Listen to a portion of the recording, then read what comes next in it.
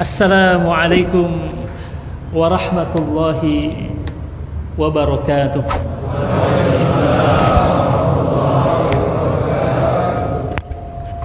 Alhamdulillahilladzi ja'ala ramadhana mitmaran li khalqihi yatasabaquna fihi fasabaqa qaumun fafazu wa takhallafa akharuna fakhabu. أشهد أن لا إله إلا الله وحده لا شريك له وأشهد أن محمدا عبده ورسوله اللهم صل وسلم وبارك على نبينا محمد صلى الله عليه وعلى آله وأصحابه ومن تبعه بإحسان إلى يوم الدين أما بعد. Tiada Tuhan selain Allah yang maha gagah. Dialah Allah yang maha baik. Kebaikan Allah selalu meliputi kehidupan kita. Nikmat Allah hadir di setiap desah nafas kita, ada di setiap detak jantung kita, bahkan pada setiap aliran darah yang mengalir ke sekujur tubuh kita adalah karunia Allah yang tiada bertepi. Karenanya kita tidak akan pernah bisa melepaskan ketergantungan kita kepada Allah Azza wa Jalla. Sampai kapanpun kita amat sangat membutuhkan Allah dalam kehidupan ini. Dan Allah Azza wa Jalla nyatakan hal tersebut di dalam Al-Quran.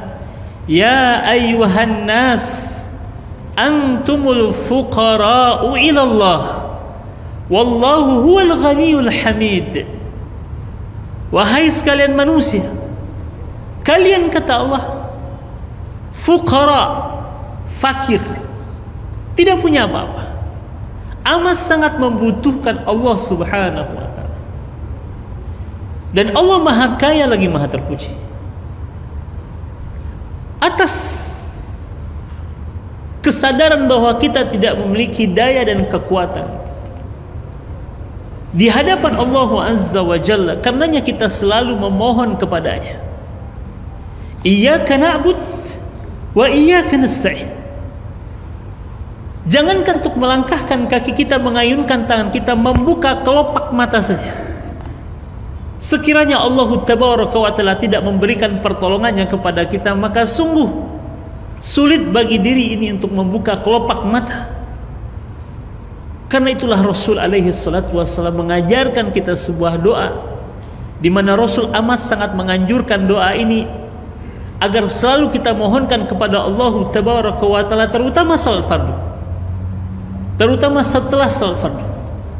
Dan doa ini Rasul alaihi salatu wassalam wasiatkan pada saat itu kepada seorang sahabat yang bernama Mu'adz bin Jabal, di mana Rasul sebelumnya menyampaikan pesan cinta kepada Mu'adz bin Jabal dengan menggenggam tangan Mu'adz dan mengatakan, ya Mu'adz, uhibbuka fillah. Wahai Mu'adz, aku mencintaimu karena Allah Subhanahu wa ta'ala. Karenanya di dalam Islam, cinta karena Allah ini begitu sangat agung nilainya. Cinta karena Allah ini begitu sangat mulia di sisi Allah. Bahkan dalam sebuah hadis Rasulullah sallallahu alaihi wasallam bersabda, hadis yang diriwayatkan oleh Imam Muslim. Apa kata Rasul? Innallaha ta'ala yaqulu yaumal qiyamah, sesungguhnya Allah kelak di hari kiamat akan berfirman di hadapan seluruh manusia, di hadapan seluruh hamba-hambanya. Apa yang disampaikan oleh Allah Tabaraka wa Ta'ala? Ainal mutahabbuna bijalali. Mana, kata Allah, orang-orang yang dulu katanya saling mencintai karena. Karena itulah Rasul alaihi salatu wassalam seringkali menyampaikan pesan-pesan cinta kepada para sahabatnya. Al-yawma, hari ini, yaitu di hari kiamat itu, azulluhum fi zilli, aku akan naungi mereka dalam naunganku. Yauma la zilla illa zilli, hari di mana tidak ada naungan kecuali naungan dariku.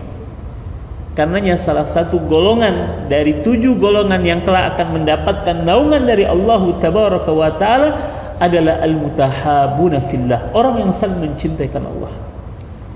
Pernah satu ketika ada seorang sahabat duduk di samping Nabi Muhammad sallallahu alaihi wasallam.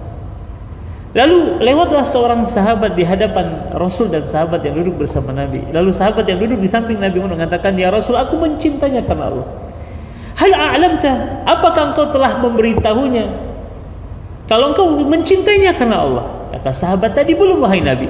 "A'limhu, kalau begitu kabarkan dan beritahu dia kalau engkau mencintainya karena Allah." Begitulah Nabi Muhammad sallallahu alaihi wasallam menanamkan cinta di tengah-tengah para sahabatnya. Dan cinta yang dibangun oleh Nabi Muhammad adalah cinta karena Allah tabaraka wa ta'ala. Di mana ketika cinta yang dibangun karena Allah, itulah yang tinggi, itulah yang agung, itulah yang mulia di sisi Allah tabaraka wa ta'ala. Jadi Nabi pada saat itu kepada Muaz mengatakan, "Ya Muaz, uhibbuka fillah." Aku mencintaimu karena Allah. Ya, mungkin tabu hari ini diungkapkan ya Pak. Tapi itu nyata terjadi di tengah-tengah para sahabat Nabi Muhammad. Karena kalau kita buka lembaran sejarah para sahabat Rasul, bagaimana mereka bersaudara, mungkin kita akan mendengarkan kisah ini seperti kisah di negeri, oke? Karena tidak terjadi hari ini. Mungkin ada, tapi sangat jarang terjadi tentang cinta persaudaraan karena Allah Azza wa Jalla. Namun para sahabat Rasulullah sallallahu alaihi wasallam membuktikan mereka saling mencintai karena Allah Azza wa Jalla. Dikisahkan Pak, ada seorang sahabat Nabi Muhammad alaihi salatu wasallam. Saya tidak tahu kenapa dipanggil Masruq. Nama aslinya bukan Masruq, tapi dia digelari Masruq. Dan dalam bahasa Arab Masruq ini artinya orang yang dicuri. Mungkin ada riwayat kenapa dia dipanggil Masruq. Tapi yang jelas dalam buku itu disebut ada seorang sahabat Nabi namanya Masruq. Masruq ini statusnya adyan dainan saqilan. Dia punya hutang yang sangat banyak. Dan dia punya saudara namanya Khaythama. Khaythama ini juga statusnya sama, adyan dainan saqilan, punya hutang yang sangat banyak. Jadi dua orang yang bersaudara ini sama-sama punya banyak hutang. Dan saudara di sini bukan saudara ikatan darah, tapi yang dipersaudarakan oleh Rasul antara kaum Muhajirin dan kaum Ansar.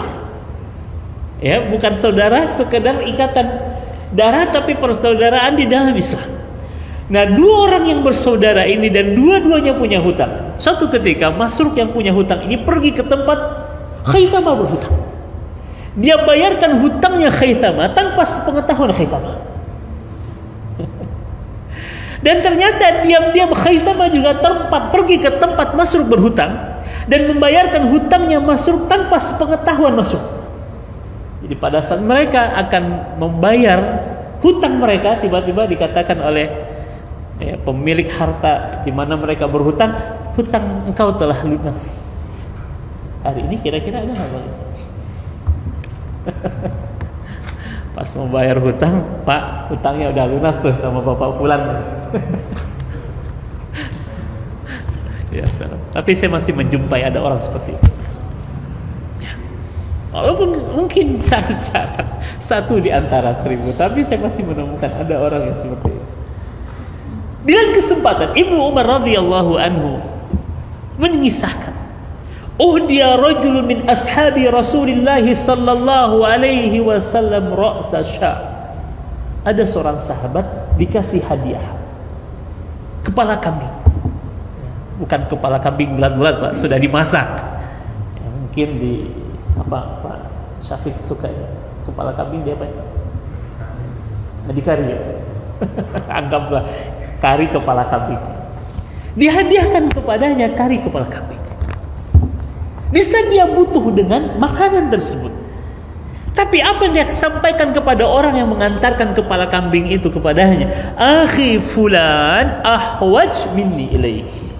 Saudaraku fulan lebih butuh daripadaku. Tolong antarkan kari kambing ini kepadanya. Coba, dia butuh nih. Dia butuh dengan makan. Tapi dia ingat ada saudaranya lebih lapar dibandingkan dia. Dia bilang apa? "Akhi fulan ahwaj minni ilaihi." Saudaraku fulan lebih butuh. Tolong antarkan kepala kambing ini kepadanya. Pergilah orang yang mengantarkan ini kepada orang yang kedua berdasarkan rekomendasi orang yang pertama. Sampai di hadapan orang yang kedua, orang yang kedua juga bilang, "Akhi fulan ahwaj minni ilai." Saudaraku fulan lebih butuh daripadaku. Antarkan saja kepada ini kepada. Singkat cerita Bapak Ibu sekalian, kepala kambing ini balik lagi kepada orang yang pertama. Namun setelah melewati 7 orang, di mana mereka ditawarkan kepala kambing yang mereka menolak karena ingin mendahulukan saudara mereka dibandingkan dengan mereka sendiri. Begitulah Rasul alaihi salatu wasallam membangun persaudaraan di tengah-tengah kaum muslimin. Dan karenanya Allah ingatkan dalam surat Ali Imran, "Uzkuru ni'matallahi 'alaikum id kuntum a'da'an fa'alafa baina qulubikum fa asbahtum bi ni'matihi ikhwana." Jadi salah satu nikmat Allah yang Allah sebutkan di dalam Al-Qur'an adalah nikmat persaudaraan. Namun pertanyaannya adalah sejauh mana kita merasakan bahwa persaudaraan itu adalah nikmat? Subhanallah. Lihat Bapak Ibu saya, hari ini nilai-nilai persaudaraan itu tergerus dengan 1001 alasan, dengan 1001 kepentingan. Kita baru kemudian menyatakan saudara kalau kita butuh dengan orang itu. Padahal mana al-hubbu fillah, mencintai karena Allah, disebabkan karena di dalam diri seseorang itu terdapat sifat di mana Allah mencintainya.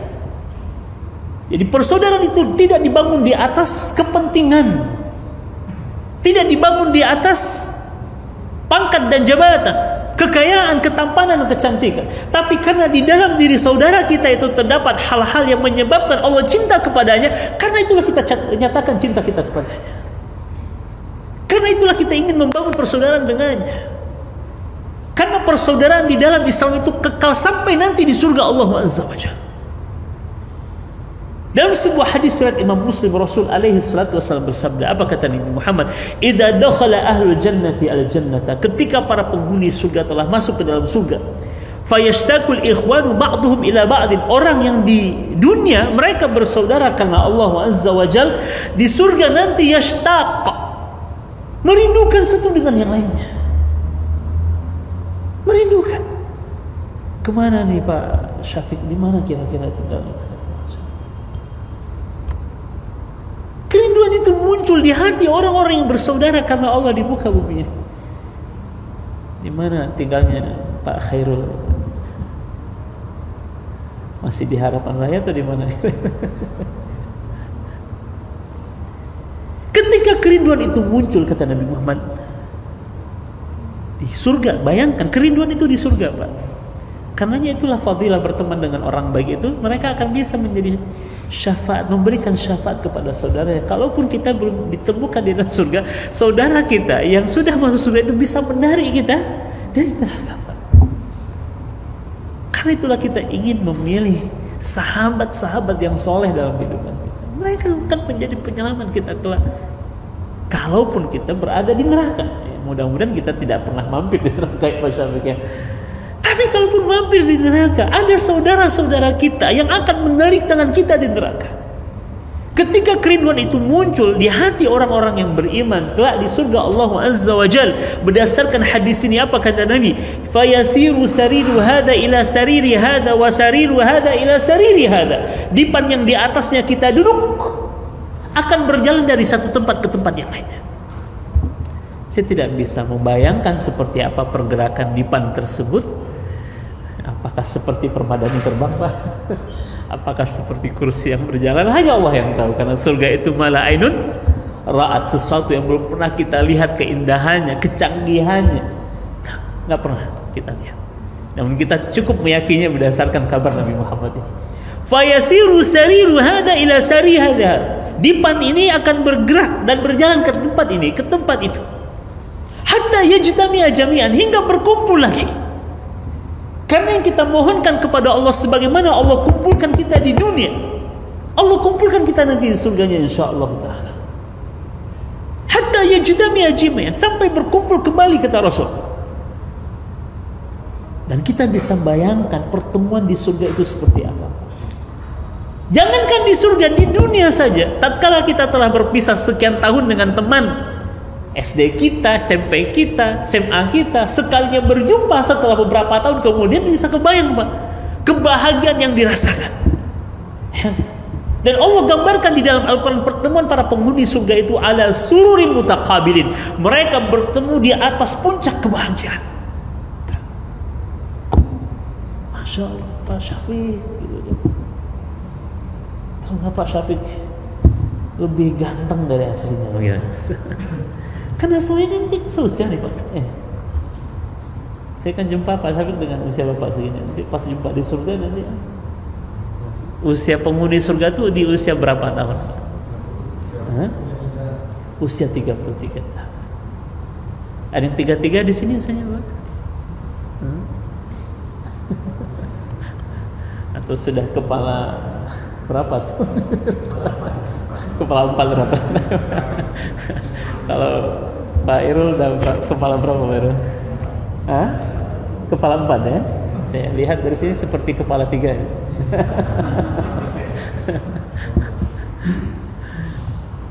Usia 33. Kebahagiaan yang luar biasa dirasakan oleh orang-orang yang beriman tatkala mereka dipertemukan kembali oleh Allah Azza wa Jalla di surga nanti. Dan kita bisa membayangkan Pak, di dunia aja jumpa teman SD mungkin semalaman suntuk kita tahan untuk ngobrol. Ternyata penyakit lama kumat di surga apa? Di surga para penghuni surga ini juga ngerumpi. Tapi isi rumpiannya yang berbeda. Apa dialog penghuni surga? Dalam hadis ini disebutkan, fayaqulu ahaduhuma li sahibi, salah seorang di antara yang lainnya akan mengatakan kepada saudaranya, ta'lam mata ghafarallahu lana, wahai saudaraku, tahukah engkau kapan dulu Allah mengampuni dosa kita? Subhanallah. Mereka akan mengingat memori-memori indah mereka selama di dunia. Dan tidak ada memori yang paling indah di dunia ini kecuali di saat kita taat kepada Allah Azza wa Jalla. Dan saya yakin pertemuan kita di hari ini, di siang ini, kelak akan menjadi buah bibir pembicaraan kita nanti di surga Allah Azza wa Jalla. Karena itulah kenapa kita harus menciptakan momen-momen indah di dunia ini, Pak. Jangan rusak momen kita di dunia ini dengan pertikaian. Tapi ciptakan momen indah untuk menjadi buah bibir pembicaraan kita di surga Allah Azza wa Jalla. Sebagaimana dinyatakan oleh Rasul dalam hadis ini, ta'lam mata ghafarallahu lana, wahai saudaraku, tahukah engkau kapan dulu Allah mengampuni dosa kita? Dan dialognya ini dengan bahasa Arab, Pak Syafiq. Bahasa Ocu, bahasa Minang, bahasa Jawa, bahasa Sunda tinggal. Yang kita gunakan hanya satu, al-lughah al-arabiyah, karena dia adalah bahasanya ahlul jannah. Karena itulah Imam Syafi'i rahimahullah dalam sebuah pendapatnya dia mengatakan belajar bahasa Arab hukumnya wajib. Belajar bahasa Arab hukumnya wajib karena Al-Quran Allah turunkan dalam bahasa Arab, dan kita wajib mempelajari Al-Quran, dan tidak akan sempurna proses pembelajaran kita terhadap Al-Quran kalau kita tidak paham bahasa Arab. Dan dalam sebuah kaidah fikih dikatakan ma la yatimu bihi al-wajib illa fahuwa wajib. Apa-apa yang tidak sempurna dengannya sebuah kewajiban maka hukumnya menjadi wajib. Karena itulah Imam Syafi'i mengatakan belajar bahasa Arab hukumnya wajib. Insya Allah bermanfaat, Pak. Ya, apalagi nanti di alam barzah malaikat juga nanya pakai bahasa Arab, Pak. Man rabbuka. Ya. Hari ini kan banyak tuh orang alergi kalau udah ke Arab-Araban udah alergi. Ingin menusantarakan Islam. Padahal bahasa Arab ini adalah bahasanya Al-Quran, bahasa penghuni surga. Jangan ragukan kecintaan kita terhadap NKRI. Bagi kita NKRI sudah harga mati. Tapi bahasa Arab ini adalah bahasanya Al-Quran. Ya. Karena ya insya Allah Bapak, kita sehari-hari berpakai bahasa Arab. Assalamualaikum udah bahasa Arab. Ya kan? Dan kalau kita lihat dalam bahasa Indonesia banyak menyadur dari bahasa Arab. Dalam mata ghafarallahu lana, tahukah engkau wahai saudaraku kapan dulu Allah mengampuni dosa kita? Lalu apa kata saudara yang lainnya? Yauma kunna fi maudhi' kada wa kada, hari dulu di mana di dunia. Lihat Pak, mereka akan mengingat kisah dan cerita mereka di dunia. Hari dulu di mana kita di dunia berkumpul di tempat ini, berjumpa di masjid itu, bertemu di musola ini. Fada'auna Allah, lalu kita berdoa sama-sama kepada Allah. Faghfara lana, di saat itulah Allah dulu mengampuni dosa kita. Subhanallah. Tuh, karenanya apapun yang kita lakukan di muka bumi ini kelak ini akan kemudian menjadi memori yang kelak akan kita ceritakan kembali. Karenanya ciptakan momen indah dalam kehidupan kita. Dan tidak ada momen yang paling indah untuk kita buat kecuali momen di saat kita taat kepada Allah SWT. Itulah fadilah persaudaraan, mengantarkan kita kepada pertemuan di surga Allah Azza wa Jalla. Bahkan dalam sebuah hadis yang juga diriwayatkan Imam Muslim, ya, mungkin 2 tahun ini kita susah untuk bersilaturahim ya Pak ya, ke rumah-rumah di momen lebaran. Ya saya momennya memang momen lebaran. Di luar lebaran jarang kita ngadakan silaturahim ya kan. Padahal Pak, berkunjung ke rumah saudara itu punya fadilah yang begitu sangat luar biasa. Dikisahkan oleh Nabi Muhammad, anna rajulan zara akhahu fillah. Jadi suatu ketika ada seorang laki-laki di mana dia pergi mengunjungi saudaranya karena Allah Subhanahu. Semuanya harus karena Allah. Ya, bukan ketika kita butuh baru datang gitu kan. Ketika kita punya hajat baru ingat saudara kita. Ketika kita punya keperluan baru tuh ingat tuh gitu kan, ada saudara kita di sana gitu kan. Di luar daripada itu lupa kalau kita punya saudara. Nih ada orang dia datang ke rumah saudaranya nggak ada alasan apa-apa, cuma karena Allah Subhanahu. Di tengah jalan kata Nabi Muhammad, fa arsadallahu lahu malak, Allah utus kepadanya seorang malaikat yang telah merubah wujudnya menjadi manusia biasa atas izin dan perintah Allah. Malaikat akan datang. Jadi bisa jadi ya, mungkin ada di tengah kita malaikat ya Pak. Coba lihat kiri kanannya Pak, ada yang tidak dikenal. Bisa jadi Pak, Allah utus malaikat gitu kan kepada hamba-Nya. Sebagaimana Allah mengutus seorang malaikat kepada orang yang sedang berjalan ke rumah saudaranya. Faqala al-malak, lalu malaikat ini berkata kepadanya, "Aina turid? Mau ke mana engkau?" kata malaikat. Kata laki-laki ini, dan dia tidak menyadari kalau itu adalah malaikat. "Uridu an azura akhi fulan, saya hendak mengunjungi saudaraku fulan." Qala, kembali malaikat ini bertanya, "Li hajatin laka inda, apa hajatmu? Apa kepentinganmu sehingga engkau datang dari tempatmu ke tempat saudaramu itu?" Dia bilang apa? Lah, nggak ada hajat apa-apa, nggak ada kepentingan apa-apa. Jadi bukan karena ada kesulitan dia datang ke saudaranya, nggak ada hajat apa-apa. Qala fima, kalau begitu ngapain engkau datang jauh-jauh dari tempatmu ke tempat saudaramu? Lihat jawabannya Bapak Ibu saya. Uhibbuhu fillah, aku mencintainya karena Allah. Jadi nggak ada alasan dia untuk datang ke tempat saudaranya kecuali hanya rasa cintanya karena Allah Subhanahu wa taala. Tatkala malaikat mendengar jawaban dari orang ini, malaikat ini bilang apa? Fa innallaha arsalani, sesungguhnya Allah mengutusku, ukhbiruka, untuk mengabarkan kepadamu, bi annahu yuhibbuk, bahwasanya Allah cinta dengan kau. Subhanallah. Kabar yang langsung datang dari langit mengabarkan Allah cinta kepadanya. Disebabkan apa? Li hubbika iyyahu, karena cintamu kepada saudaramu itu Allah cinta kepada engkau. Bukan hanya sampai di situ, kabar berikutnya adalah laqad aujaba lakal jannah, dan sungguh telah Allah tetapkan bagimu surga. Lihat. Tempat kerja kita ini juga peluang amal bagi kita.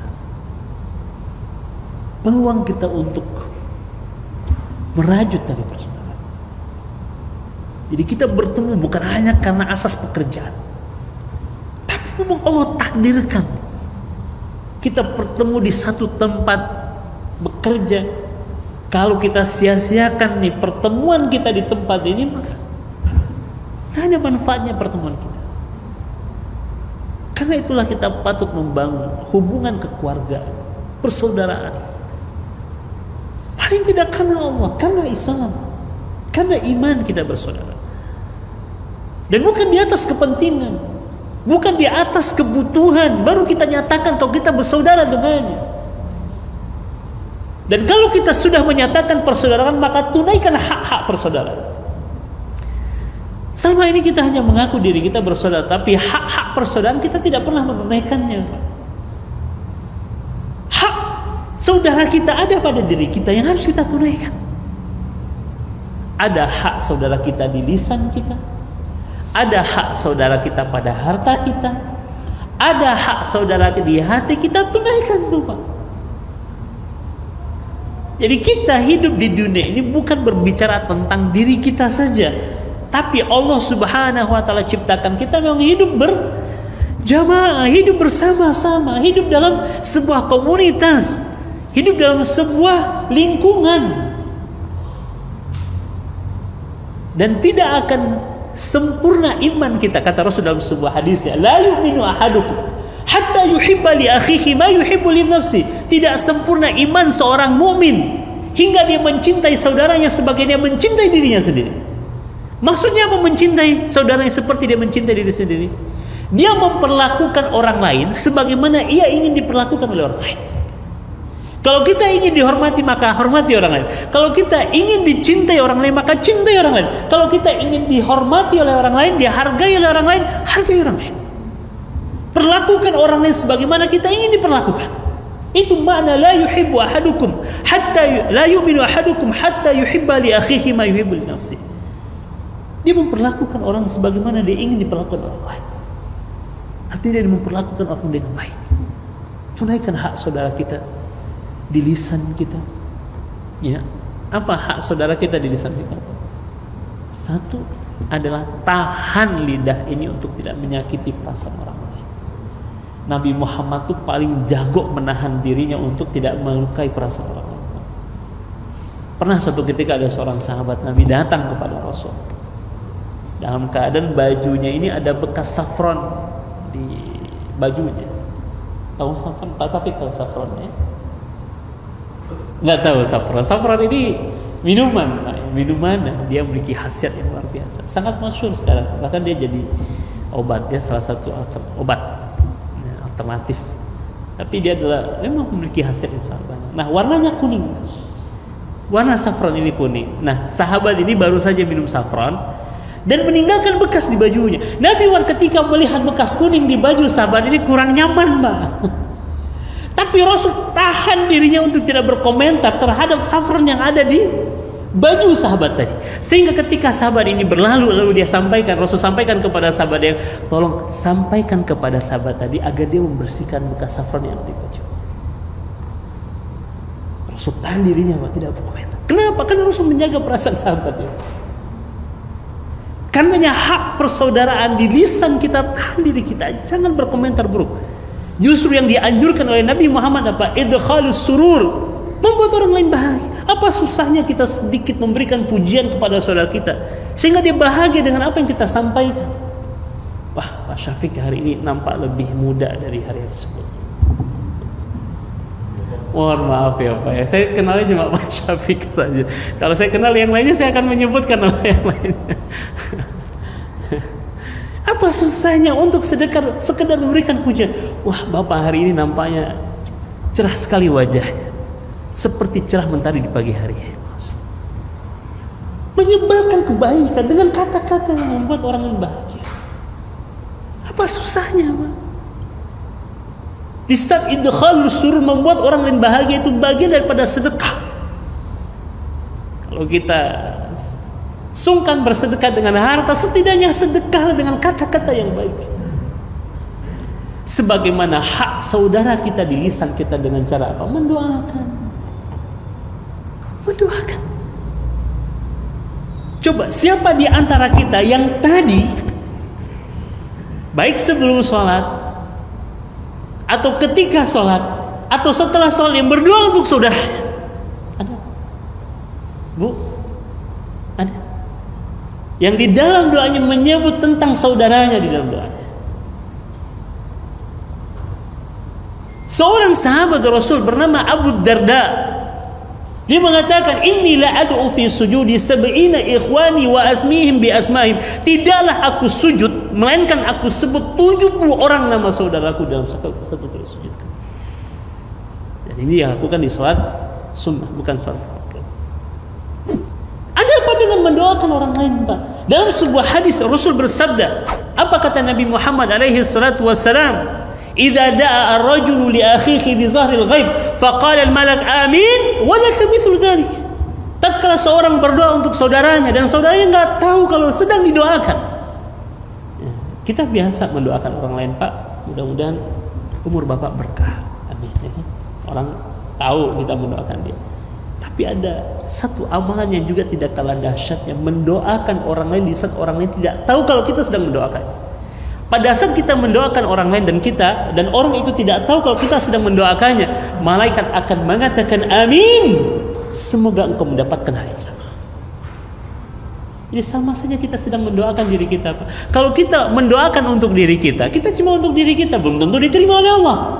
Tapi kalau kita doakan orang lain, malaikat akan mengaminkan dan mendoakan yang sama untuk kita. Dan kalau malaikat mengaminkan serta mendoakan kita, apa yang terjadi, Pak? Doa para malaikat ini langsung sampai kepada Allah Azza wa Jalla. Jangan pelit ya, Pak ya. Ibu, doakan saudara kita, ya Allah, si fulana sedang ada masalah. Selesaikan masalahnya, ya Allah. Ya Allah, Bapak fulan sedang sakit, sembuhkan sakitnya, ya Allah. Malaikat bilang apa, Pak? Amin, semoga engkau juga. Ya Allah, Bapak fulan tuh sedang lagi nyari jodoh, permudah jodohnya.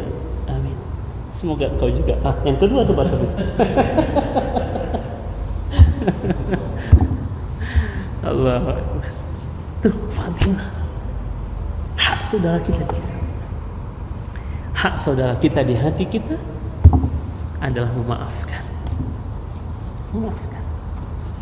Betapa enak hidup ini kalau di hati kita ini nggak ada rasa kesal, Pak. Dendam, amarah.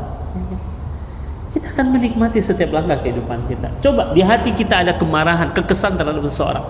Gimana dunia Bapak pada saat itu? Apakah enak untuk dijalani? Demi Allah nggak enak, Pak. Iya kan? Makan jadi tidak enak, tidur jadi tidak nyenyak, kemana-mana kita mikirin orang yang sedang kita kesel. Padahal orang itu belum tentu sedang mikirin kita, Pak. Jadi bukan hanya cinta yang bertepuk sebelah tangan, kekesalan pun bisa jadi bertepuk sebelah tangan. Ternyata orang yang kita pikir sedang tidur nyenyak di kasurnya, kita nggak bisa tidur. Karena seorang sahabat Nabi yang bernama Abdullah bin Salam, Rasul katakan dia penghuni surga karena amalannya. Sebelum dia tidur, sebelum matanya terpejam, dia maafkan semua kesalahan orang yang menyakitinya hari itu. Enak tidurnya. Dan dia ada hak di hati kita untuk memaafkan. Allah aja mengampuni. Kenapa kita tidak mau memaafkan saudara kita? Sebagaimana hak saudara kita di hati kita adalah setia, Pak, dengannya. Setia. Mau hidup mau dia mati kita setia. Lihat bagaimana Nabi setia dengan Khadijah radhiyallahu anha. Sejak Khadijah yang menjadi istrinya sampai Khadijah telah meninggal dunia, bahkan setelah Khadijah meninggal dunia, lihat bagaimana kesetiaan Nabi Muhammad SAW. Rasul tuh kalau menyembelih ya kambing itu ada potongan-potongan daging yang Rasul siapkan untuk teman-temannya Khadijah. Itu bentuk kesetiaan Rasul terhadap Khadijah. Dan juga sahabat-sahabat yang lain. Rasul menceritakan kebaikan-kebaikan sahabat-sahabat. Karena kesetiaan itu bagian daripada hak saudara kita. Sebagaimana di dalam harta kita juga punya hak saudara kita. Dan jangan sampai mereka menyampaikan pesan pertolongan dulu, baru kemudian kita menolongnya. Sebelum mereka mengeluarkan pesan pertolongan, bantu mereka. Dan yakinlah Allah pasti tidak akan menyia-nyiakan bantuan pertolongan kita kepada saudara kita. Bahkan Allah menjamin, wallahu fi aunil abdi ma kana al abdu fi auni akhi. Allah akan menolong seorang hamba selagi hamba itu mau menolong saudaranya. Jadi salah satu sebab datangnya pertolongan Allah dengan menolong saudara kita. Ya, jangan berat tangan kita untuk membantu menolong. Sesuai dengan kemampuan kita. Sebenarnya bukan sesuai dengan kemampuan, sesuai dengan keimanan kita. Di bantuan yang keluar itu sesuai dengan iman. Abu Bakar As-Siddiq dengan keimanannya, ya, dia mampu ngeluarin semua yang dia miliki. Dengan imannya Abu Bakar. Kalau dengan imannya kita hati-hati. Setelah kita keluarin, habis itu nyesal 7 hari 7 malam. Baik, itu saja barangkali Bapak Ibu sekalian yang bisa saya sampaikan. Sebenarnya materinya keluar dari apa yang sudah saya niatkan tadi. Kita berbicara tentang doa tadi ya Pak ya.